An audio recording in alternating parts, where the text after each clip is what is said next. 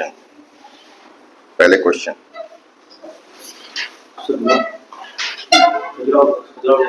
क्या है? Open means temples of Khajuraho या इस तरह का क्वेश्चन, जो भी है पहले क्वेश्चन लिख लिया करो ताकि उससे मुझे तुम्हारे माइंडसेट को समझने में आसानी हो कि तुमने उस क्वेश्चन को देख के क्या लिखा है।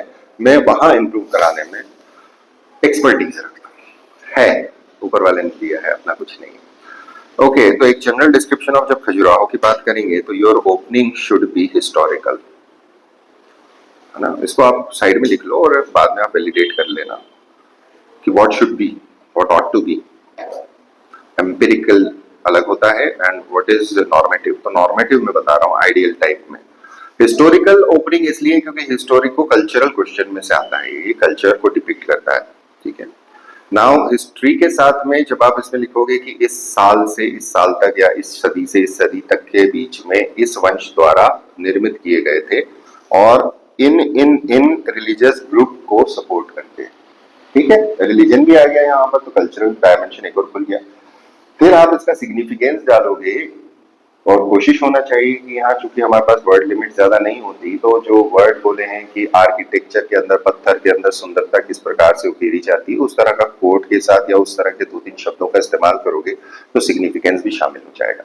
तो your opening should include the historical perspective, the religious perspective as well as its significance. ये 3 लाइन की लिमिट है। क्यों 3 लाइन की लिमिट है?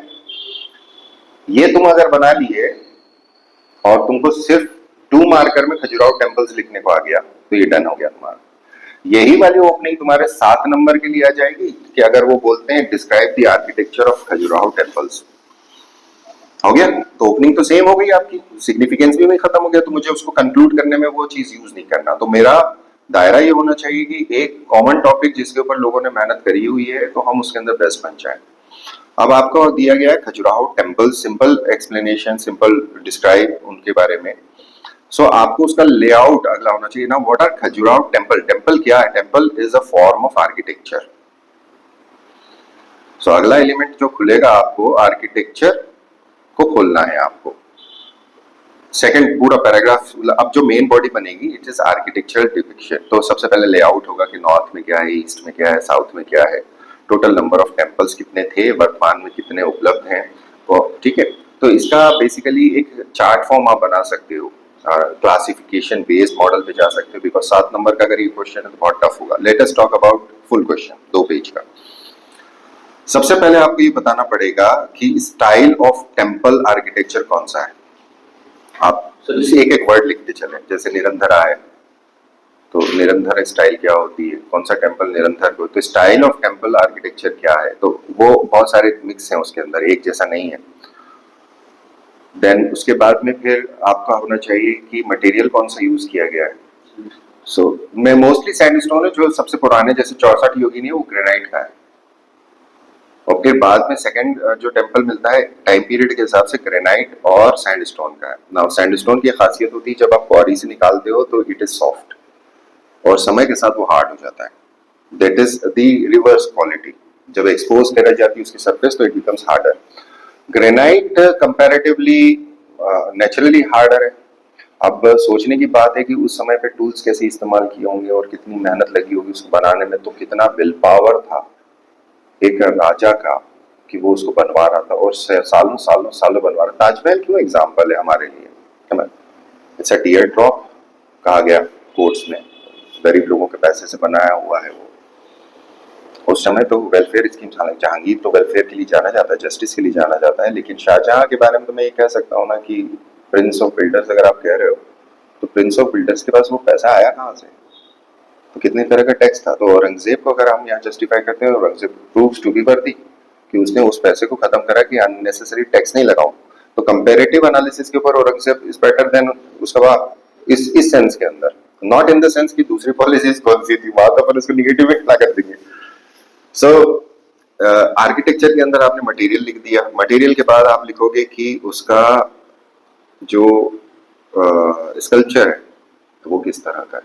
अल्टीमेटली पत्थर से बना है, पत्थर से बने हुए तो सैंडस्टोन के सैकड़ों है, हजारों है, लेकिन यही क्यों इंपॉर्टेंट है it is important because of the carvings, because of the sculpture part, और पूरा स्कल्पचर पार्ट क्या डिनोट करता है, तो स्कल्पचर के अंदर किन चीजों को डिनोट किया गया है वो आपको होना चाहिए।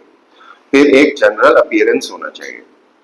जनरल अपीयरेंस का मतलब होता है कि अगर आप इंपॉर्टेंट टेम्पल्स लिख रहे हो तो उन इंपॉर्टेंट टेम्पल्स का अपीयरेंस कैसा आ रहा है, जब आप खड़े होकर देखते हो तो वो कैसा दिखता है। जैसे कंदरिया महादेव, तो कंदरिया महादेव का जो डोर एंट्रेंस है वो बहुत छोटा है, तो ऐसा लगता है एंट्रेंस टू अ केव, इसलिए उसका नाम है कंदरिया। तो यही वाला मॉडल उदयादित्य का जो टेम्पल है, शिव टेम्पल उदयपुर का, वो है, वो भी ऐसे ही छोटी सी ओपनिंग दिखती है उसकी स्टार्टिंग में। तो मेरा मन वही था, मैं दोपहर में पहुंचा था, मैंने कहा यार ये ईस्ट फेसिंग है, अगर सूर्योदय के समय पर और परफेक्ट अलाइनमेंट के समय पर, अब वो मेरा ऑब्जर्वेशन हो सकता है महाशिवरात्रि को अलाइन करा हुआ हो सकता है, वो तभी देख सकते हो आप कि चूंकि सूरज सामने से उग रहा है तो सूरज की रोशनी अंदर गर्भगृह तक इस समय पहुंच रही है, तो वो दिन अति महत्वपूर्ण हो जाए क्योंकि उसके अंदर का और ही अलग होगा।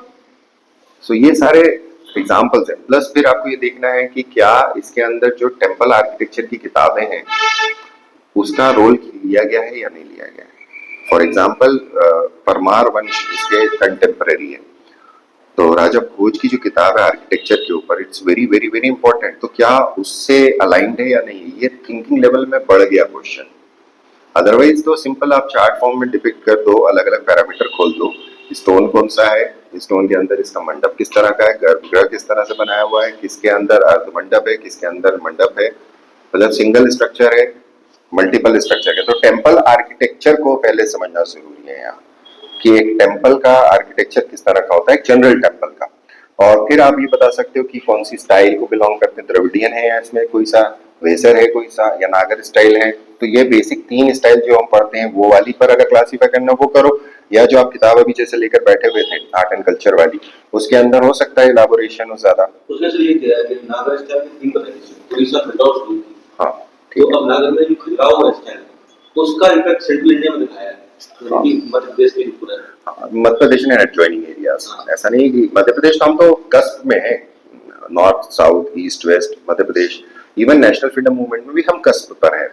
रेल रोड जो हमारी कलकत्ता को बॉम्बे से जोड़ती थी, east connected with the west, Delhi connected with Madras, तो ये रेल रूट्स पुराने हैं, जो रोड्स हैं, रोड नेटवर्क पुराना, तो अंग्रेजों में इन चारों को जोड़ना था, तो मध्य प्रदेश के अंदर वो नेटवर्क चालू गया, जंगल एरिया था। Okay, so it's a simple type of direct to the facts के ऊपर है, इसमें थिंकिंग मैंने थोड़ा सा इलाबोरेट कर दिया। आपने क्या लिखा, आप थोड़ा सा फ्रेमिंग बता दो मुझे।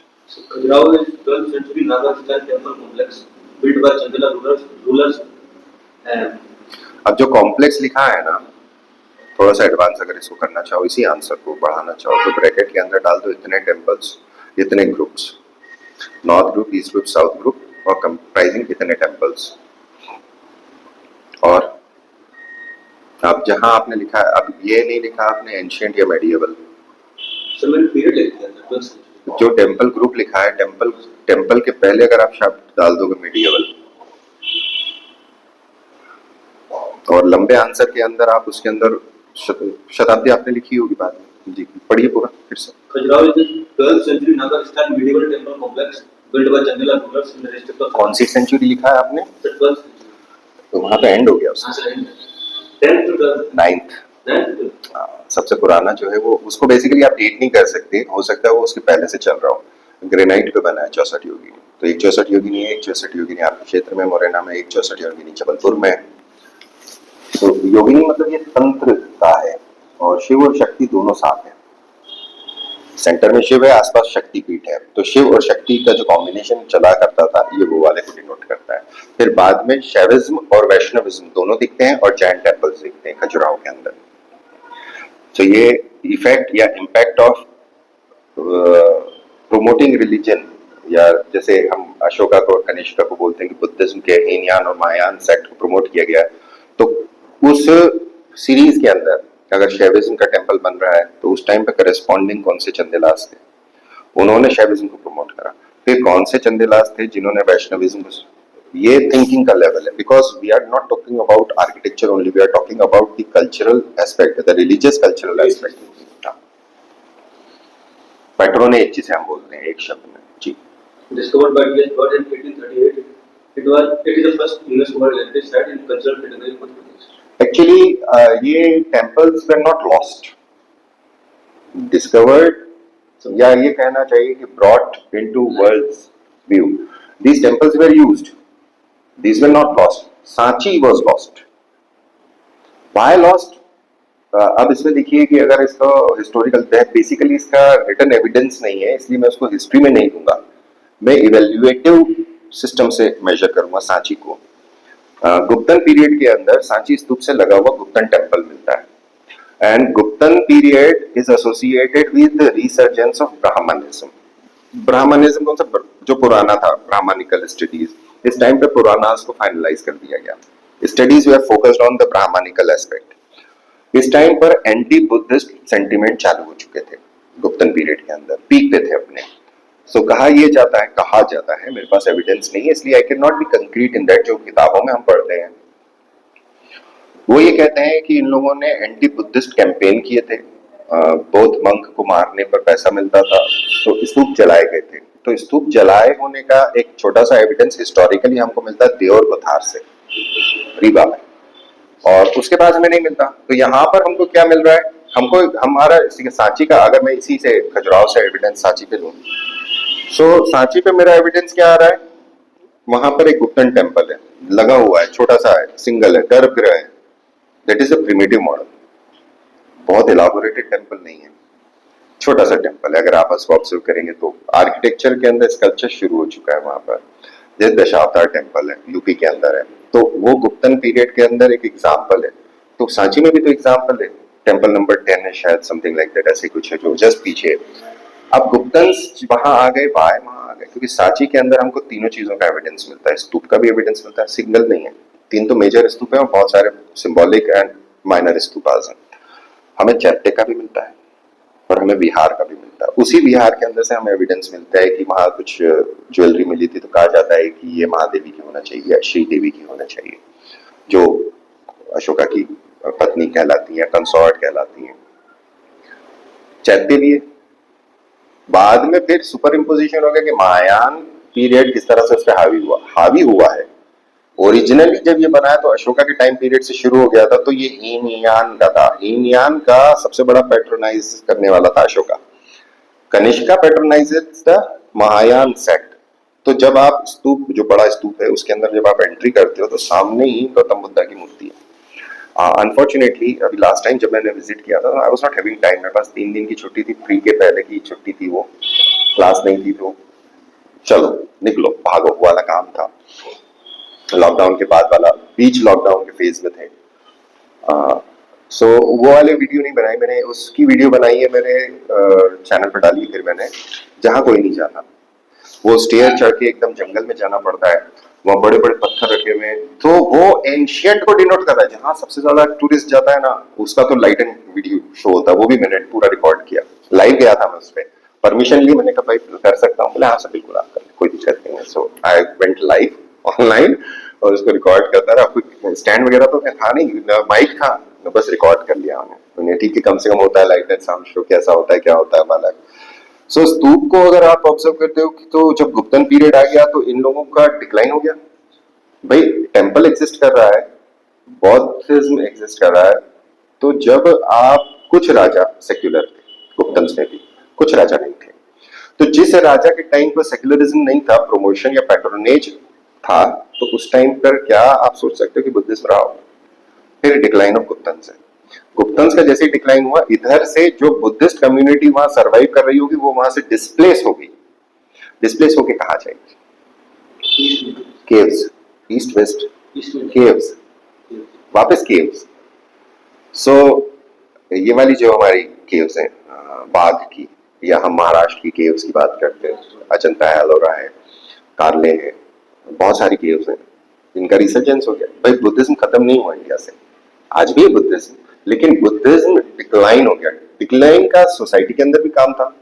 सो एलिमेंट्स को मर्ज कर दिया गया. इसको इसी तरह से ऑब्जर्व करना, जैसे हम लोगों ने AIKT पढ़ा था, और AIKT के अंदर मैंने आपको पढ़ाया था कर्म कांड और ज्ञान कांड. तो ज्ञान कांड कहीं बाहर से जैनिज्म और बुद्धिज्म से नहीं आ रहा भाई, वो आर्यनकाज और उपनिषद से भी आया. तो पहला काउंटर तो वही हुआ. तो counter within the religion itself with respect to Buddhism होना चालू हुआ। प्लस बुद्धिज्म ने क्या करा कि Buddhism incorporated the several complex elements जो जिसके अगेंस्ट वो खड़ा हुआ था। तो इट वेंट बैक, मतलब पूरी साइकिल उसकी पूरी हो गई, जहां के अगेंस्ट वो शुरू हुआ तो वो वहीं पहुंच गया। सो तंत्र विद्या जिसके अगेंस्ट वो था, कर्म कांड जो था उसके अगेंस्ट था, तो वो सब इसके अंदर शामिल हो गया। तो जब वो सर्कल पूरा हो गया तो ऑटोमेटिक डिक्लाइन हो गया। लेकिन वेस्टर्न इंडिया के अंदर ये रहा, जहां लुथन्स नहीं पहुंचे, अफगानिस्तान वाला पार्ट, पाकिस्तान वाला पार्ट, यहाँ पे वो रहा। फिर उसका क्या असर हुआ, वो कैसे खत्म हुआ? मतलब कहा जाता है कि काबुल के अंदर बहुत बड़ा स्तूप था, मासिव स्तूप था। अफगानिस्तान के बामियान नाम सुना होगा आपने, बामियान के उनको कहा जाता था tallest statues of the world of Gautam Buddha. Taliban ने उसे तोड़ दिया। जब तोप वोप से नहीं टूटा तो डायनामाइट लगा के उसको फोड़ दिया। जब वो फोड़ा तो उसके अंदर जो पत्थरों से केव्स बंद थी वो बाहर आ गई। सो वो बुद्धा तो ओपनिंग दिखा रहा है, उसके पीछे की जो केव थी जहाँ चैत्य थे, विहार थे, वो सामने आ गए। तो एक हिस्ट्री के एविडेंस से तुमने खत्म करा, दूसरी हिस्ट्री भाई वो खत्म नहीं हुए। हमारी हिस्ट्री के अंदर भी नो कि आपने उसको डिस्ट्रॉय करा। हाँ, एक हेरिटेज थी, हम देखने जाते तो कहते कि यार कितने मेहनत लगी, क्या लगा, but you destroyed it. Destroy करा तो आप हमको कल्चर का एक और डायमेंशन पता चल गया उनका, जो इनविजिबल था। तो history is all about the known composition. Stupas, जब वो कम्युनिटी वहां पर नहीं रह रही है, जब वो विहार खत्म हो गए, जब वो चैत्य के अंदर काम करना बंद कर दिया आफ्टर द ग्रोथ, तो वो वैनिश हो गया। वैनिश इन द सेंस में जंगल उग गए। हाँ, वहां के आसपास के गांव वाले तो भेड़ बकरी चराते होंगे ना।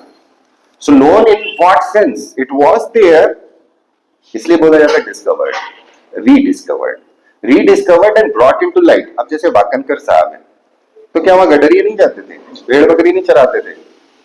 चराते रहे होंगे, but discovery with respect to the disciplinary studies कि हाँ हमने इसको बता दिया कि इसका एविडेंस है और इसका सिग्निफिकेंस है।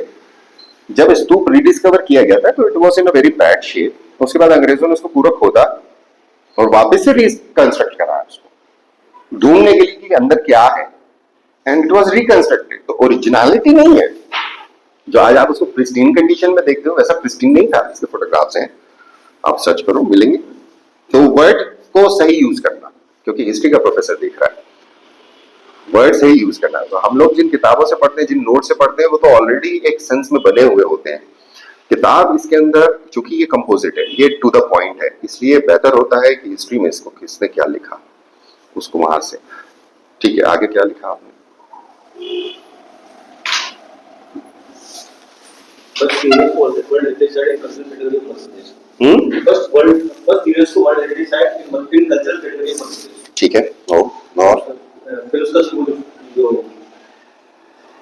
तीन ईस्ट वेस्ट ईयर भी डाल दिया होगा यहाँ पे। हाँ सर, ये डाल दो। अगर इसी को आप एकदम स्टार्टिंग में लिख दो, हाँ फर्स्ट वर्ल्ड हरिटेज, हाँ, या इट इज की जगह सिर्फ लिख दो फर्स्ट, है ना, वहीं ब्रैकेट में ये डाल दो।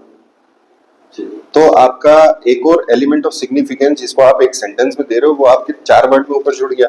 लॉन्ग आंसर में तो वो हो जाएगा। आपका ओपनिंग कितना पावरफुल हो गया, और है ना, दोनों तरह की सिग्निफिकेंस आ गई। Significance with respect to its acclamation as a world heritage and as a religious place, दोनों चीजें शामिल हो गई। शाबाश, आगे बताइए। उसके बाद सर फीचर्स, तो उसमें सर एक लाइन लिखा cultural continuity and expression of ancient Indian tradition and cultural religious and spiritual heritage को रिप्रेजेंट करता है। तो भी सर वो लिखा था उसमें वेबसाइट पे। सर मैं तो काम यानी कि चारों जो वो बात सत्य है, वो बात बिल्कुल सत्य है। बेसिकली जो खजुराहो के टेम्पल हैं, इनको 2 तरीके से देखा जाता है। एक देखा जाता है आर्ट के नजरिए से, जिसके अंदर हम उसको बोलते हैं कि इरोटिक नेचर है। एक होता है स्पिरिचुअल नेचर से। अगर आप ऑब्जर्व करेंगे तो बहुत कम टेम्पल्स हैं जिसके अंदर की तरफ इरोटिसिज्म है। So calm or earth is depicted on the outer layers of the temple. Inward जब हम जाते हैं तो we are moving towards the final objective. जब हम उसको परे त्याग देते हैं, जब वो हमारे विजन से एब्सेंट हो जाता है, then we can focus on the मोक्ष concept via the dharma part. सो ये कॉम्प्रिहेंसिव है जो आपने बोला। कुछ टेम्पल है जिसमें एब्सेंट है, कुछ टेम्पल्स हैं जिसके अंदर ये हो सकता है या है ना। ओके, यहाँ पर एक और चीज मैं आपको बोलूंगा। आप जब खजुराहो टेम्पल लिखेंगे ना तो हिस्ट्री का पार्ट जब ओपन करेंगे तो ओरिजिन आप डालोगे, originated with the first temples, और फिर उसी में आप लिखोगे डिक्लाइंड बाय द सेंचुरी। तो एक इनकम्प्लीट टेम्पल है जिसको कहा जाता है कि अगर वो पूरा बन गया होता, वो बाद में रीडिस्कवर किया गया था। मेरे पास एक उसका बुकलेट भी रखा है। Basically he was a friend of my father जो आर्कियोलॉजी में थे, उनका नाम भी मैं भूल रहा हूँ। उन्होंने भी इस पे भी काम किया, भोज पे भी काम किया है। So he was very close with my father. कैसे हुए थे कैसे नहीं हुए थे वो आई डोंट नो। सो उनकी कुछ किताबें पापा के पास थी तो वो मेरे पास है। उसमें उन्होंने उस चीज को एक्सकेवेट करवाया है और वो टेम्पल को डिस्कवर कराया, मेरे नोट्स में है वो। सो वहां आपको बताना है कि ये डिस्कवरी का ये वाला एलिमेंट जो है, अब नाउ डिक्लाइन हुआ है तो डिक्लाइन क्यों हुआ। तो सबसे पहली चीज यहाँ हिस्ट्री का पार्ट आएगा। कल्चर अपनी जगह, डिक्लाइन में आपको ये बताना है कि changing political situations of India of that time. जब गजनी का अटैक हुआ, गजनी के अटैक के बाद में फिर एक लंबा पीरियड है। गजनी का अटैक है 1000 का, 1023-26 तक खत्म हुआ, मर भी जाता है। उसके बाद में अभी come to the part when 1191 1192 तब गौरी आता है। तो बीच में ये जो साल है 200 साल का जो गैप है, तो 200 साल तक क्या हो रहा था, बिल्डिंग चल रही है। ठीक है ना। राजा भोज तो पहले चले गए। राजा भोज तो इनिशियल फेज में कंटेम्परेरी, उन्होंने फाइट नहीं करी। उनका हम कयास लगाते हैं कि एक बड़ा राजा हुआ करता था जो जिसकी वजह से ये अंदर नहीं आया। It is said for that. But Raja Bhoj के किंगडम को खत्म करने वाले तो उनके ईस्ट वाले और उनके वेस्ट वाले तो उनके नेबर्स थे जिन्होंने खत्म किया था। हिस्ट्री ऐसा कहती है, लेजेंड कुछ कहें, we are talking about history.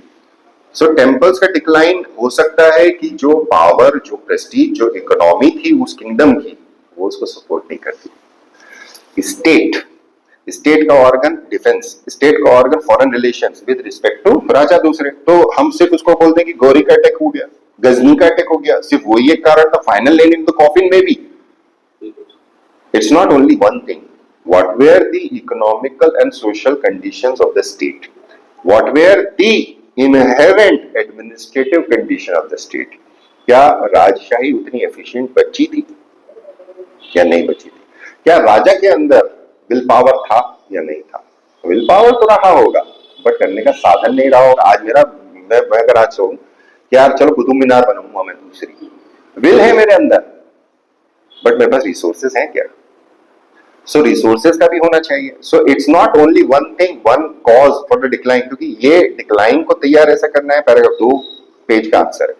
So decline and its causes are most important when you talk about a longer answer, कि you have to be very perceptive about it. अब एग्जांपल के तौर पर तुम्हारे यहाँ वो बितावली बनावली, वो है ना, 2 हैं टेम्पल ग्रुप्स हैं जिनको वो के खान ने, के मोहम्मद ने रिस्टोर करने की कोशिश करी, वही वाले जो अभी बड़े हाईलाइट हुए थे अयोध्या के महाल। सो उन्होंने तो आउट ऑफ द वे जाके काम किया है। उन्होंने तो डकैतों से हाथ मिला लिए थे, उन्होंने तो आउट ऑफ द वे जाके ऑर्गेनाइजेशन तक पहुंच गए थे, संगठन के पास, कि भैया हमारी मदद करो, रेत माफिया बहुत काम कर रहा है, उससे नुकसान हो रहा है। He concluded that these temples were not destroyed by anybody else other than the natural causes. तो earthquake से वो टेम्पल डिस्ट्रॉय हो गए थे। Why? क्योंकि उनका जो कंस्ट्रक्शन है वो लिंटल बीम कंस्ट्रक्शन है, मोर्टार का यूज नहीं हुआ। सो लिंटल बीम कंस्ट्रक्शन में अगर हैवी अर्थक्वेक आया होगा तो मास की वजह से दे क्रम्बल डाउन, और फिर बाद में फिर वो इधर उधर। तो it was a safe haven for dacoits at the time. उनको रिस्टोर कर, अगर वो पूरा कंप्लीट हो जाए सो सेकंड कॉम्प्लेक्स बनेगा। नाउ सेकंड कॉम्प्लेक्स में यहाँ will power of present state कम है कि खजुराहो है तो सही। Why not? व्हाई? भैया अगर आप उस एरिया को डेवलप कर दोगे तो इट इज प्रॉक्सिमिटी जो आगरा वाली है, ठीक है, वो प्रॉक्सिमिटी को आप उधर डेवलप कर सकते हो नॉर्थ के अंदर। अगर टूरिज्म को आपने सही तरीके से डेवलप कर दिया तो economy is going to be supported by this part, that is why. Khajuraho है, हम वही खजुराहो के साथ आप जब प्रमोट करते हो तो आप डाल सकते हो ये एक और टेम्पल कॉम्प्लेक्स, जैनियों का टेम्पल कॉम्प्लेक्स है, हम उसको भी प्रमोट कर सकते हैं। बट क्या उस स्थान के ऊपर, जैसे अभी हुआ है ईस्ट साइड के अंदर, जैनियों ने मना कर दिया कि we don't want it to be developed like that, क्योंकि उसकी स्पिरिचुअलिज्म खत्म हो जाती है।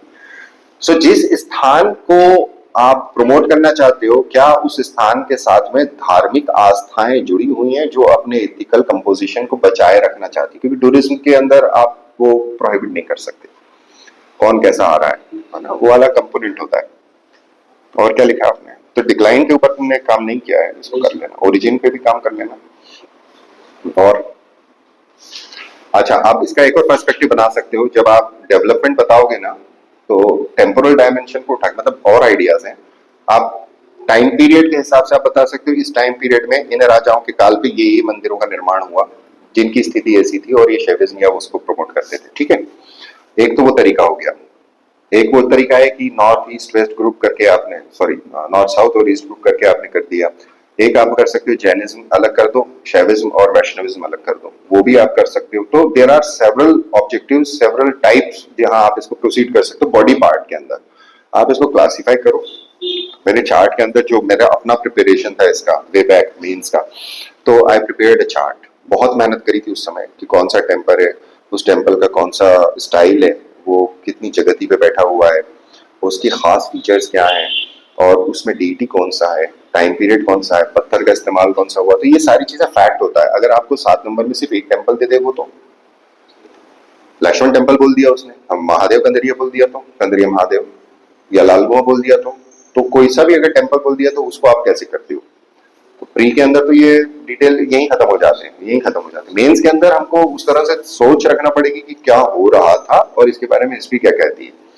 तो यहाँ इंस्क्रिप्शन अगर कोई मिला है तो वो इंस्क्रिप्शन क्या कहता है, तो मुझे मैसेज डाल देना, मैं तुम्हें नोट्स भेज दूंगा यार, ऑनलाइन ही पढ़े हैं इसके। तो यूनेस्को वर्ल्ड हेरिटेज दिया तो है तुमको यार, तो उसके अंदर है तो सही ये वाला पार्ट।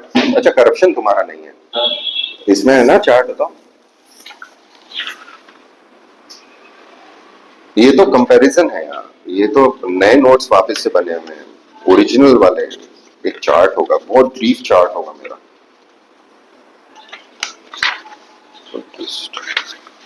अरे okay okay, I am sorry, वो तुम्हारे पास नहीं है। यूनेस्को, ये तो यूनेस्को का, ये तो नया बनाया हुआ है, मिम्बेट का है, रॉक शेल्टर्स है ना, रॉक शेल्टर सारे हो गए इसके अंदर। अच्छा चलो, मैं तुम्हें पुराने वाले नोट्स भी भेज दूंगा जिसके अंदर ये वाला है। कल्चर हो गए, सांची स्तूप हो गया, सांची स्तूप का डायग्राम की प्रैक्टिस करना, लेआउट समझना, ये लेआउट का मैप है नोट्स में, ठीक है। ये ऊपर से कैसा दिखता है और सामने से कैसा दिखता है, इंजीनियरिंग का व्यू है। और ये पूरा स्तूप के बारे में कि स्तूप का कौन कौन सा हिस्सा क्या क्या कहता है, तो ये आपको पता होना चाहिए। अब अशोका का जो पिलर है वो टूटा हुआ है एक्चुअली, है ना, सांची स्तूप। फिर सारे स्तूप हैं, ये है, ये रहा ना यहाँ चार्ट, ये है टेम्पल आर्किटेक्चर पूरा, कि किस तरह का टेम्पल में किस चीज को क्या कहते हैं। अब हर एक के अंदर जरूरी नहीं है, ये सिंगल वाला है, अगर इसका टॉप हटा दूं मैं तो वो कौन सी स्टाइल होगी, यानी सिर्फ गर्भगृह है, उसके ऊपर शिखर वाली चीज नहीं है, तो उसे कौन सी स्टाइल बोलते हैं। अगर ये शिखर वाला सिंबल है तो उसे क्या बोलते हैं, अगर इसके साथ ये जुड़ा है तो इसे क्या बोलते हैं। तो मंडप किसे कहते हैं, अर्धमंडप किसे कहते हैं। फिर परिक्रमा पथ होता है, तो कई बार परिक्रमा पथ बाहर होता है, एक्चुअली परिक्रमा स्थिति एक है। वो हम जिसे मंदिर बोलते हैं ना, जैसे मूर्ति, मूर्ति तो दुकान में मिलती है, तो जो कंसेप्ट है रिलीजियस कंसेप्ट या एक, कि उसको प्राण प्रतिष्ठा करने के बाद क्या कहोगे, सो वो एनर्जी वाला कंपोनेंट है। फिर उसकी परिक्रमा है, तो वो परिक्रमा पथ किसका होता है, तो सर्कम एम्बुलेशन जो होता है, यानी अगर हम उसकी बात करें पुराने समय में, तो कई बार टेम्पल्स इस तरह से कंस्ट्रक्ट किए जाते थे कि इमेज हैंगिंग होती थी मैग्नेटिज्म से, तो चारों तरफ से उसकी एनर्जी का फ्लो होता था। तो एनर्जी का flow is the important part. आज हम उसको सिर्फ एक सिंबोलिज्म पे लेते हैं, वो जो स्पिरिचुअल मैनर है जिसके लिए उसका मैथ हुआ करता था वो खत्म होता जा रहा है। सो ये वाला चार्ट, ये ग्रुप आ गया, ईस्ट ग्रुप, वेस्ट ग्रुप और south group, north north north south, east west and south group. P K Mishra, ये जो बंदे का नाम लिखा है, जो उनकी पिताजी के परिचित है अच्छे, 99-2000 में बीजा मंडल, ये लेटेस्ट डिस्कवरी तो नोट्स में। ये यहाँ पर है आपका ब्रीफ अबाउट दिस, ये मैंने अपनी मेंस के लिए करा था, ये शॉर्ट करके आप लोगों को दिया। मेरे जो थे वो हटा दिए, फिल्टर कर दिए। ये पूरा चार्ट है, इस तरह का चार्ट प्रिपेयर कर लो। इसमें क्या हो गया आपका, जैसे अब आपको बोल दिया 64 योगिनी खजुराहो, या अगर आपको 7 नंबर में 64 योगिनी लिखने वाला तो तीनों मेंशन करना है। तो भी 64 हाँ, तो यहाँ पर जैसे तांत्रिक beliefs, what does I mean by तांत्रिक बिलीफ, तंत्र को मिल, रिलीजियस एस्पेक्ट क्या हो गया, तंत्र। 64 योगिनी 900 AD सबसे अर्लीस्ट एग्जांपल है। कोर्स ग्रेनाइट पैटर्न कौन सा है, क्वाड्रेंगुलर। फिर रिमार्क्स है 67 peripheral shrines, 35 survived, first among the group, pyramidical structure of receding tiers of पीढ़ास, यानी ऊपर उसमें पीढ़ास हैं और जो रिसीड करते चले जाते हैं और टॉप तक पहुंच जाते हैं। इसको अगर आपने लिख दिया तो सारे फैक्ट्स हो गए, आपकी टक्कर है 2 मार्कर के। प्री के अंदर यही है, खत्म हो गया, आप पूछो क्या क्वेश्चन पूछना है। देन शिव लाल कुआं महादेव, ये भी 900 AD का है, ग्रेनाइट प्लस सैंडस्टोन का है, ये और पुराने वाले हैं। तो अर्लीस्ट स्टार्ट कहां से हुआ, पहले शक्ति पीठ, शक्ति के बीच में शिव होता है, शिव एंड शक्ति को रिलेटेड है। फिर आप शिव पे आए, फिर आया ब्रह्म टेम्पल, ये भी 900 AD का है। तो उस टाइम पर ब्राह्मणिज्म रहा होगा, दैट इज अ वैदिक कंसेप्ट। ब्रह्म टेम्पल है कितने, ब्रह्म टेम्पल है ही नहीं। क्यों नहीं है, क्योंकि वैदिक इमेज वर्शिप को मना करता है, वो मोनोथेइस्टिक रिलीजन है, पॉलीथेइस्टिक नहीं है, उसमें बहुत सारी डीटीज नहीं है, सिर्फ ब्रह्मा एक है, शिव भी एक है शिव पुराण में। तो सो ब्रह्मा इज शिव, लैंग्वेज के अंदर अगर हम कंसेप्ट को ले लें तो इज शिव। तो उसको समझाना बड़ा मुश्किल होता है, जो एक का प्रिंसिपल होता है। तो एक मूर्ति में 3 त्रिमूर्ति बोला दी, ब्रह्मा विष्णु महेश, वो ट्रिनिटी बोल दिया गया। Trinity it's one and the same thing with different names and aspects. Then ये मेरा मानना है, विष्णु का वराह अवतार 900 to 925 AD, ये सैंडस्टोन में है और यहां से चेंज चालू हो गया मीडियम का। सैंडस्टोन अर्लीस्ट सैंडस्टोन, सो यहाँ पर वराह की मूर्ति है जो बहुत ज्यादा इंट्रिकेटली कार्व्ड है, इसलिए उसको वराह, तो वराह को वराह अवतार के साथ कनेक्ट किया। तो कौन से अवतार का है, वो स्टोरी कौन सी है, वो हाईलाइट क्यों है, वो यहाँ पे भी हाईलाइटेड है और ये अपने उदयगिरी की केव्स के अंदर भी हाईलाइटेड है। तो why, what was the significance in those time period, वो महाप्रलय वाला कहा में कि धरती जो है वो पूरी पानी के अंदर थी and something something. So what concept was religious ideology का, वो कंसेप्ट समझ में आता है आर्किटेक्चर को जब हम पढ़ते हैं। देन शैवाइट है आपका मदंगेश्वर, उसके बाद वैष्णव है लक्ष्मण, वही वाला पूरा पैटर्न लिखा हुआ है मेरा, उसके फीचर भी लिखती हैं। तो ये प्री में मैं रटवाता हूँ। उसके बाद फिर मैंने यहाँ क्या करा है कि स्टाइल जो होती है, फॉर एग्जाम्पल मैंने आपको एक एग्जाम्पल दिया क्वाड्रेंगुलर, एक है सांधारा, एक है पंचायतना, एक है निरंतर स्टाइल। अब इनको कैसे लिखोगे, अब इनका एक्सपर्टीज कहाँ है, क्योंकि लंबे आंसर के अंदर आप कहाँ लिखोगे, तो नीचे आपको समझाने के लिए लिखा है कि निरंतर स्टाइल ये होती है, सांधार ये होती है, पंचायतना ये होती है, फिर एक होती है सर्वत्रोभद्र स्टाइल। ये स्टाइल्स कौन सी है, तो अगर आपने इसको ऊपर मर्ज कर दिया, इट्स नॉट मर्ज एग्जैक्टली, तो आपका आंसर मिल गया, रटना है आपको। तो ये ठीक है, ट्राई करो। और क्या लिखा, ये बॉडी, इसको क्लासीफाई आप किस तरह से करो, अगर आप मेरा वो वाला चार्ट जो है पेज पर था उसको देखोगे तो टाइम पीरियड के हिसाब से it has been made, time period के हिसाब से डिस्ट्रीब्यूटेड है ना, कि किस टाइम। तो उससे आपको evolution, historical evolution of patronage पता चलता है कि राजा के बिलीफ सिस्टम क्या थे। तो वो सेक्युलर स्टेट नहीं था, राजधर्म का पालन होता था लेकिन पैट्रोनेज उसका था, वो अलग काम है। और इस टाइम पर इस्लाम नहीं है, उस टाइम पर इंडिया मतलब इस पार्ट के अंदर क्रिश्चियनिटी का ऐसा एक्सपांशन नहीं है। तो कौन सा एक्सपांशन है, बुद्धिज्म तो खत्म हो गया, बुद्धिज्म नहीं है यहाँ, जैनिज्म है। तो emergence and resurgence of Jainism, Jain temples बन रहे हैं, यहीं अकेले नहीं बन रहे हैं, हमको जैन टेम्पल्स दूसरी जगहों पे भी दिख रहे हैं।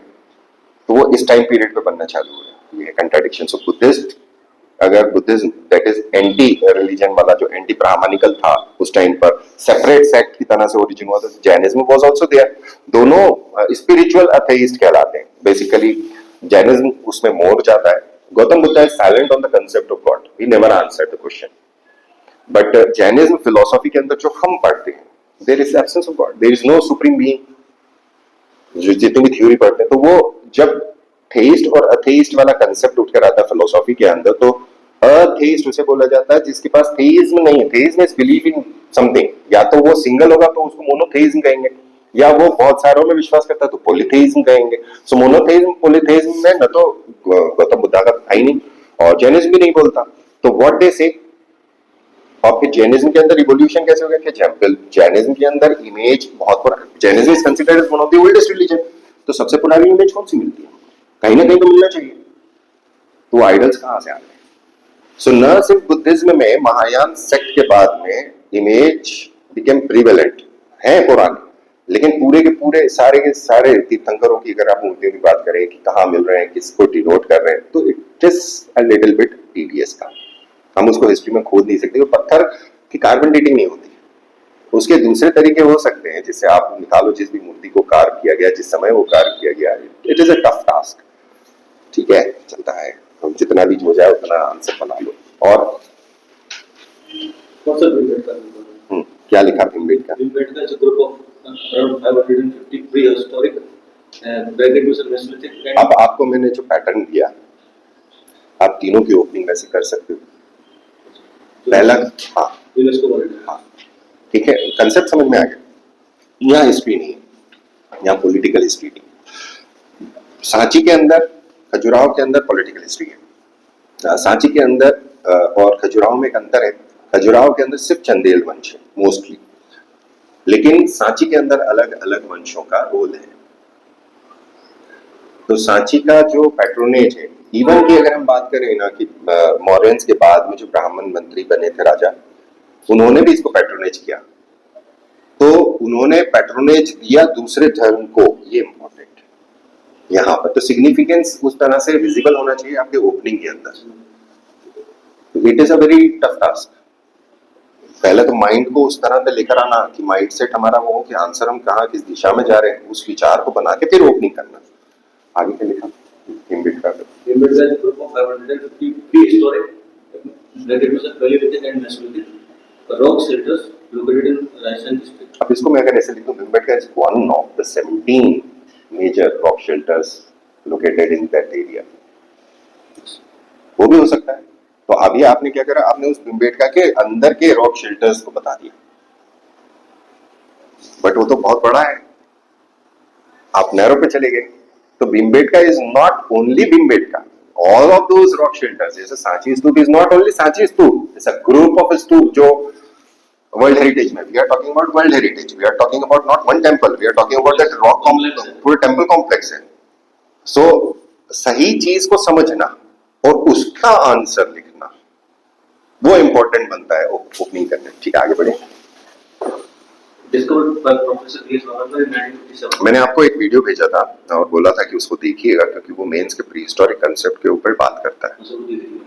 तो घंटे दिमाग घूम गया है ना, वो इसलिए कर लेना क्योंकि प्री हिस्ट्री आपको दिया है मेंस के, तो उसको फिर से देख लेना। उसके मैंने नोट्स बनवाए नहीं, मैं नोट्स दे दूंगा, मेरे जो नोट्स होंगे वो मैं तुमको सप्लाई कर दूंगा, उससे बना लो, क्योंकि धीरे धीरे हिस्ट्री का पार्ट एक एक खत्म करते चलो पॉइंट वाइज। और जो टिपिकल सिनारियो वाले हैं जहां मैं समझाता चलो, जैसे ये वाला काम तुम्हारा करा हुआ था, मेरा अजम्पशन उसका भी करा हुआ होगा, बट नेचुरली या लोग जो मेंस पढ़े हुए हैं पहले या जिन्होंने मेंस दिया, corruption is the easiest part, जिसको पहले बोल देता हूँ खत्म कर दो, क्योंकि ज्यादा दिमाग नहीं लगता उसमें, बाकी थिंकिंग इवोल्यूशन नहीं होता। ओके, आगे बोलिए, इसके अंदर क्या करा। अब इसमें मैं सॉरी इसमें ना पॉलिटिकल एस्पेक्ट मिसिंग है, there is no political involvement. तो यहाँ पे डायरेक्ट आपको डिपिक्ट करना है कि elements of culture represented. So एक होगा इंटरप्रेटेड बाय आर्कियोलॉजिकल एविडेंसेस, जो खोद के निकाले आपने, और एक होगा आपका जो पेंटिंग्स ने डिपिक्ट किए हैं। तो वहां से आप क्या क्या निकालते हो, तो फेजेस वाइज आप बना सकते हो आंसर। आपका टाइम पीरियड को बता सकता है, मेसोलिथिक का ये टाइम पीरियड है, नियोलिथिक, चाल्कोलिथिक और मॉडर्न एज में मेडिवल एज तक आप आ जाओगे, इस टाइम पर ये पेंटिंग डिपिक्ट करते हैं। फिर सिंबोलिज्म बता दो, सिग्निफिकेंस बता दो कि आज तक की वर्ल्ड हिस्ट्री के अंदर जो प्रिस्टीन कंडीशन के अंदर अपनी नेचुरल एम्बियंस के अंदर अगर प्रिजर्व है तो वो ये है, और इसके पैरेलल बहुत कम है वर्ल्ड में। सो किस चीज को डिपिक्ट कर रहा है, प्री हिस्टोरिक, पैलियोलिथिक से चालू है मान लें अगर हम, तो पैलियोलिथिक, मेसोलिथिक, नियोलिथिक, तो कंपोजिशन ऑफ सारा वो एक जगह पर है और उसकी लाइफ को डिपिक्ट कर दिया गया। जिस जगह का मेरे पास रिटर्न रिकॉर्ड नहीं है, उसकी पेंटिंग्स मेरे पास है। अब वो मास्क लगा हुआ व्यक्ति खड़ा हुआ, उसके साथ 2 4 5 लोग डांस कर रहे हैं, तो अब आप कुछ भी समझ लीजिए, वो हाथ मिला के जा रहे हो डांस करने, हाथ मिला के वो फुगड़ी खेलते थे, फुगड़ी कहते चेन खेलते थे बचपन में, वो खेल रहे हैं, मास्क क्यों लगा रखा उसने, व्हाटएवर जिसे कहते हैं हम, आप उसको कैसे डिसाइफर कर रहे हो, but it is showing us उन लोगों ने बनाया, they are the original authors, second source नहीं है। फॉर एग्जाम्पल तुजुके Baburi is the primary source, Baburnama is the secondary source. फिर उस बाबरनामा पर्शियन में से इंग्लिश में ट्रांसलेशन हुआ, तो वो टर्शियरी सोर्स हो गया। ओरिजिनल, सेकेंडरी एंड टर्शियरी, ये तो ओरिजिनल सोर्स है। जिस चीज के बारे में, जिस हिस्ट्री और जिस कल्चर के बारे में हम खोद के भी नहीं समझ सकते, वो आपको पेट्रोग्लिफ्स दे रहे हैं। पेट्रोग्लिफ्स मतलब रॉक के ऊपर जो बनाए गए, जो खोदा गया है, रॉक पेंटिंग्स है, वो आपको बता रहे हैं। तो वो सोर्स ऑफ हिस्ट्री है, इसलिए इंपॉर्टेंट। जिस जगह के बारे में आपको कहीं से कुछ नहीं मिल रहा, उस जगह के बारे में आपको बहुत कुछ एक ही जगह पर मिल रहा है, और ओवरलैपिंग पीरियड ऑफ टाइम में मिल रहा है। आप palaeolithic, mesolithic, neolithic, chalcolithic, ancient, modern period, then Guptan period, क्योंकि वहां पे इंस्क्रिप्शन है।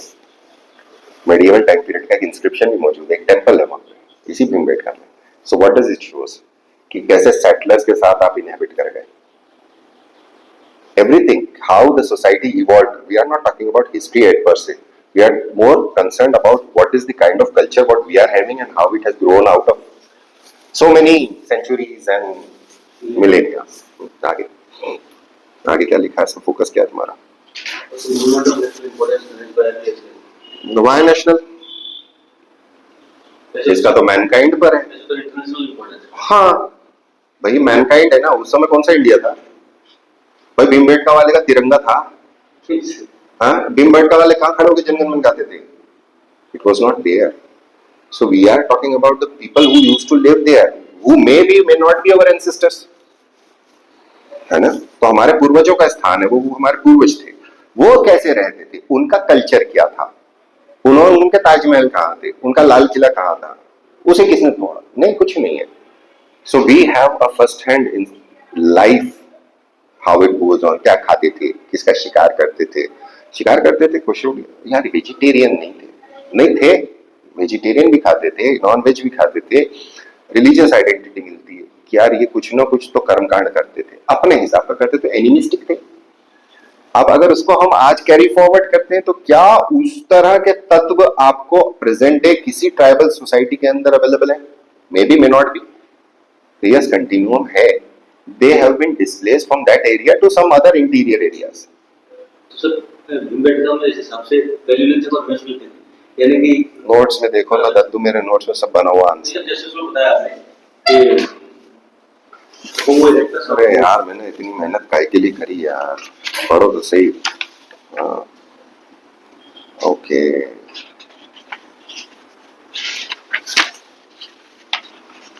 UNESCO caves and rock shelters, page number 7 के ऊपर।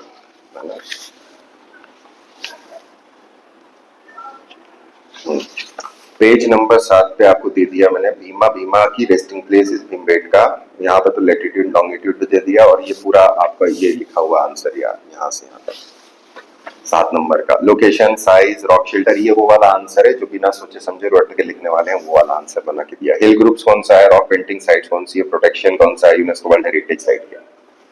ये की पॉइंट चाहिए आपको, मेजर कवर कर दिया। ओपनिंग बना दी, भीमबेटका का नाम लिख दिया। भीमबेटका का वैसा वाला आंसर नहीं बना के दूंगा मैं। डिस्कवरी सबसे पहला कहाँ है, तो बुद्धिस्ट साइट के तौर पर मेंशन किया था 1888 में, पहले एज अ बुद्धिस्ट साइट। फिर आर्कियोलॉजिस्ट के अंदर हमारे बाकन साहब का हो गया 57 के अंदर। और फिर उन्होंने ये बेसिकली, इनको कैसे पता चला, क्योंकि ये स्पेन और फ्रांस गए थे और वहां पर इनको सिमिलैरिटीज मिली थी। फ्रांस की एक एंशिएंट केव बहुत इंपॉर्टेंट है, तो उसके साथ कोरिलेशन करके उन्होंने विजिट करा 57 में। 70s के अंदर फिर इसके अंदर काम चालू हुआ असल। ये है भैया पूरा बना हुआ है। अब यहाँ पर हमने ये बना के दे दिया आपको, archaeological discoveries from different periods, Palaeolithic, Mesolithic, chalcolithic, early history, Maurya Shunga period, फिर बुद्धिस्ट पीरियड, ये पूरा है। तो वो पूरा बड़ा एरिया, सिर्फ वो भीमबेटका की बात नहीं है यहाँ पर। फिर इसके फीचर्स पूरे डाले, अगर आपसे फीचर्स का क्वेश्चन मिला तो पॉइंट वाइज डाला है। सिग्निफिकेंस अगर बोले तो continuous settlement, historical record, stone age evidences, oldest structures, Barkheda connections and cultural evolution, oldest known rock art, largest pre historic complex. Dark करके बोल्ड में बना के दिया यार। मेजर टूरिस्ट इसके अंदर क्या क्या है, फिर उनके अगर बोलते वो जू रॉक शेल्टर 2 मार्क में, वहां का जो खास है, या बोलते बोर रॉक, या बोलते ऑडिटोरियम रॉक शेल्टर्स। फिर अगर वो आपसे बोलते इवोल्यूशन ऑफ द कल्चर, इस चीज को इसलिए पढ़ना है क्योंकि प्री हिस्टोरिक एमपी आपको दिया हुआ है, तो प्री हिस्टोरिक में आपके पास एविडेंस कहां से आ रहा है? मोर और लेस तो वही रहेगा ना भाई, सेटलर भी हो तो मोर और लेस तो वही बनना है, क्योंकि तुम्हारा कोई रिलीजियस सेंटिमेंट तो मेरे को मिल नहीं रहा कहीं से, एनिमिस्टिक ही मिल रहा है। तो ये बना के दिया पूरा यहाँ पर ये पेज के अंदर पीरियड्स कि पहला पीरियड कौन सा है, दैट इज अपर पैलियोलिथिक, दूसरा कौन सा है मीसोलिथिक, तीसरा कौन सा है चाल्कोलिथिक, चौथा कौन सा है अर्ली हिस्ट्री पीरियड और लेटर एंशिएंट पीरियड, है ना। फिर क्या है मेडिएवल, फिर कलर्स कौन से यूज किए ये भी बोल सकता है आपसे, पेंटिंग्स को डिस्क्राइब करिए, तो वो फिर मैंने ये दिया कि पहले आप वो बताओगे पीरियड वाइज और फिर आप बताओ कलर कौन सा था, थीम कौन सा था, एनिमल कौन सा था। इसमें यशोधर मतपाल करके हैं, उनकी स्टडी है, उन्होंने बहुत डिटेल में स्टडी करी है इसके ऊपर, वो नाम भी मैंने यहाँ दिया है। फिर यहाँ से हमको एक एंशिएंट फॉसिल मिला है जो एडियाकेरियन पीरियड का है, भीमबेटका से मिला है। इसको कहा जाता है कि ये साउथ ऑस्ट्रेलिया के अंदर जो फॉसिल मिलता है उसके बराबर है, तो इतने इतने इतने पुरानी गोंडवाना लैंड का कनेक्शन है यहाँ से। फिर आपको मैंने जो प्री हिस्ट्रिक पीरियड है उस प्री हिस्ट्रिक पीरियड की ये सारी रजिस्टर्ड साइट्स हैं इस पेज पर, वो बना के दिए हैं। आपको दिया है डिस्ट्रिक्ट वाइज सारी और नंबर के हिसाब से दिया, 143 साइट्स मैंने यहाँ पे नाम के हिसाब से डाली है। इतना डिटेल नहीं है, वो तो इसलिए है कि आप जब पढ़ रहे होते हो प्री की तैयारी करते हो तो धीरे धीरे एक नाम को आप बढ़ाते हो। अच्छा भोपाल में ये अपना डिस्ट्रिक्ट देखो, उसके आसपास की डिस्ट्रिक्ट देखो, और यहाँ पे हमने तो देखा ही नहीं। देन फिर इंपॉर्टेंट जो साइट्स हैं उनके बारे में मैंने दिया, हथनोड़ा, आदमगढ़, पांडव केव्स, काबरा, भीमबेटका, ब्रिगेंद्रनाथ, बाग, मारा, उदयगिरी, भृतृहरि, शंकराचार्य, बिल्ला नावा। Then major concentration Hoshangabad, major concentration is in Hoshangabad district, near about उसके आसपास का बेल्ट। फिर हमारे पास रॉक शेल्टर्स जो एएसआई की लिस्टेड है उनके लिस्ट दिया है, ये एएसआई साइट्स हैं। फिर हम लोग क्लास में जब लॉन्ग टर्म पढ़ाई करते थे तो ये वाला है, ये हमारा बेसिकली ऑनलाइन मैप है। ऑनलाइन फर्स्ट बैच जो था मेरा, शिवानी जी मेरी फर्स्ट ऑनलाइन स्टूडेंट है, आज तक मिला भी नहीं उससे, अच्छी बच्ची। फिर ये प्री हिस्टोरिक सारी केव्स, तुम्हारा जो एमपी का प्री हिस्ट्री है वो पूरा कवर हो जाता है। फिर आर्कियोलॉजिकल हेरिटेज हिस्ट्री पर्सपेक्टिव क्या है, तो वो कहाँ इवॉल्व हुआ हिस्ट्री के पर्सपेक्टिव से। देन हथनौड़ा, आदमगढ़, मेसोलिथिक के अंदर कौन सी है, तो टाइम पीरियड एक ही जगह पे आपको वो मिल रहा है, लेकिन अलग अलग जगह पे अगर देखोगे जो मेसोलिथिक की कौन सी साइट थी, तो नावदा टोली है, माहेश्वर है, नागदा है, ये वाली साइट्स है। एवरीथिंग इज देयर यार, पढ़ो तो सही फिर सोचो, फिर क्वेश्चन, इसलिए तो बोला पहले पी बाई क्यू। और तो अब ये काम तुम्हारा एक्सटेंशन पर है, पी बाई क्यू निकालोगे सारी आर्कियोलॉजिकल साइट, सारी हिस्टोरिक साइट पर पी बाई क्यू, और उस क्वेश्चन को करने की कोशिश करो, है ना। कंटेंट 90% मेरा इन नोट्स में, इसके अंदर तीनों साइट्स भी कवर हो जाती है हमारी, यूनेस्को और प्री हिस्ट्री भी कवर हो जाती है। इवन की प्री हिस्ट्री तो छोड़ो, जो आर्किटेक्चर वाला कंपोनेंट है ना, टेम्पल आर्किटेक्चर इसमें इनकम्प्लीट है, पूरा नहीं है, क्योंकि अलग अलग टाइम पीरियड पे अलग अलग डायनास्टी के टेम्पल आर्किटेक्चर बनते हैं। यहाँ स्तूपा सारे, तो बुद्धिज्म आपका यहाँ बुद्धिस्ट आर्किटेक्चर, अगर आपको मध्य प्रदेश में बुद्धिस्ट आर्किटेक्चर को लिखो तो सिर्फ रांची स्तूप नहीं बनेगा आप, हाँ उसको बेसिकली उसका एक कंसेप्ट है। अगर ऐसा क्वेश्चन आ जाता तो उसका कंसेप्ट ये है कि आपको दक्षिण पथ को समझना पड़ेगा। दक्षिण पथ एक रोड नहीं थी, कई सारी रोड्स थी, दक्षिण की तरफ जाने वाला पथ दक्षिण पथ का कॉमन टर्म था। अगर आप यूपी में हैं या बिहार में हैं, लेट से आप बिहार में हैं और बिहार से आप बुद्धिज्म को एक्सपांड करना चाहते हैं, तो सबसे आसान रास्ता कौन सा था, रिवर वेज। अभी एक किसी का मैंने वो देखा है शॉर्ट, तो वो लोग है ना नदी में नाव लिए और बिना जाम में फंसे आ गए, कौन रोक रहा है, नाव पे आ गए वो तो बड़े आराम से, वो बोले कोई ट्रैफिक जाम नहीं कुछ नहीं, वेरी गुड। तो पुराने समय में तो नाव चलती थी। अगर अजातशत्रु का आप देखोगे पाटलिपुत्र के ऊपर जो जलदुर्ग बनाया, क्यों बनाया था उसने, क्योंकि टैक्स लेना है तो नदी के ऊपर कंट्रोल कर लो। अब जलदुर्ग का ये मतलब तो नहीं कि पूरा टोल टैक्स बना दिया होगा, दुर्ग हाँ पानी को कंट्रोल करने वाला रहा होगा। अब पानी के ऊपर, गंगा के ऊपर अगर बना रहे हो तो it's was a tough thing, और उस समय तो गंगा और सोन दोनों कंबाइन हो रही थी वहां पर। गंगा और सोन के कन्फ्लुएंस के अगर पर आपने बनाया है तो इसका मतलब क्या है, गंगा से आप वहां से कहां तक जा सकते हो, कहां तक, कंफर्टेबली हरिद्वार तक, है ना। आप नॉर्मली यू कैन अगर पानी कम है तो बड़े आराम से, फ्लड है तो हाँ मुश्किल हो सकती थी। अब वो सोन को अगर आपने कवर करा तो किधर, एक हो गया उत्तर पथ नदी के थ्रू, एक हो गया दक्षिण पथ। सोन से अगर आप ट्रेवल कर रहे हो तो कहाँ तक पहुंच जाओगे? Not Amarkantak, not not not हाँ वहां, क्योंकि सोन जैसे ही आपके प्लेटोस में एंटर करोगी तो फॉल्स आ जाते हैं। तो अल्टीमेटली आप इलाहाबाद पहुंच गए, नियर अबाउट प्रयागराज पहुंच गए। प्रयागराज में भी संगम आ गया गंगा और यमुना का। अब प्रयागराज पे अगर आप पहुंच चुके हो, अब आपको बुद्धिज्म फैलाना है, तो what is the first district उस टाइम पर? रीवा, देवरकोथार। अब शायद मऊगंज में आ गया हो देवरकोथार। ये अभी का रीसेंट डिस्कवरी है। सतना वाला घर तो देख लिया आपने, पहले ढूंढ लिया था भरूच, तो देवरकोथार क्यों छूट गया? हीला था बट नहीं करा। इतना ऑल ओवर इंडिया उस एक बंदे को, इसकी टीम को काम करना है। अब तो हम करना चाहें तो हम बहुत कर सकते हैं, हम करते नहीं है क्योंकि मान्यताएं चैलेंज हो जाती हैं। जैसे एविडेंस निकलता है तो क्वेश्चन मार्क खड़े होने लगता है, जैसे तमिलनाडु कर रहा है, जैसे सनौली कर रहा है। वह हड़प्पा अकेला नहीं था, पैरेलल कल्चर था सनौली, सेम है, पैरेलल है, घोड़ा था, रथ था, हड़प्पा में नहीं है। क्या है? क्वेश्चन मार्क है। साउथ में चले जाओ, साउथ के अंदर कल्चर मिल रहा है। तो वो कल्चर जब जैसे जैसे इवॉल्व होगा, जैसे जैसे हम लोग करने की कोशिश करेंगे, तो हम मान्यताओं को, जो ट्रेंड चल रहा है उस पर क्वेश्चन मार्क खड़े होंगे, फिर उसकी स्टडी होगी, फिर एक इन बिटवीन पैटर्न निकलेगा। तो लेजेंड है, मिथ है और हिस्ट्री है। तो हिस्ट्री को लेजेंड और मिथ के साथ कोलैबोरेशन चाहिए होता है। हम सिर्फ लेजेंड को ही मान के बैठ जाए तो हिस्ट्री को कहेंगे कंट्राडिक्टरी। इस चीज को समझना है यहाँ जो एविडेंसेस आ रहे हैं। ओके, चलो बढ़िया है। और क्या लिखा आपने? आप इसको फिर से करिए। तुमने देखे ही नहीं मेरे नोट्स यार, मतलब फालतू ही मेहनत करके दे रखा है हमने। हाँ, तू पढ़, क्या नहीं पढ़ ही नहीं तूने कुछ। पढ़ के करो, पढ़ के करो, पढ़ के करो। पहले ये वाले नोट्स और उसके बाद फिर दूसरे से इसमें ऐड ऑन कर देना। ये बेस है मेरे नोट्स यूनेस्को के लिए और प्री हिस्ट्री के लिए, ठीक है। और क्योंकि मैं आपको फिर यूनेस्को और प्री हिस्ट्री के क्वेश्चंस मंडे दूंगा मेरी तरफ से, तब तक आपके PYQ हो जाना चाहिए। करप्शन का आज मैंने समझा दिया, करप्शन का PYQ आपका मंडे को मिल जाना चाहिए। PYQ क्वेश्चन मैंने आपको दे दिए हैं।